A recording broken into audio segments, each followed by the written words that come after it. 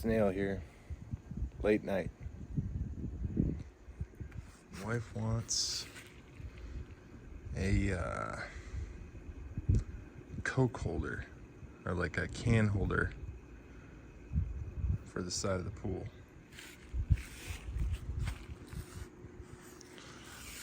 I don't know. I think we can do it. Also for the same pool,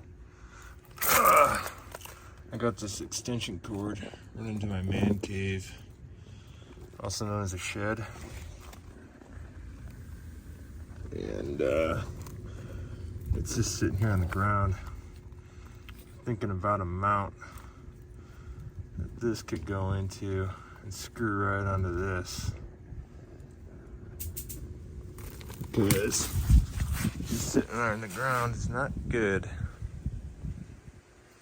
Okay, let's get to work.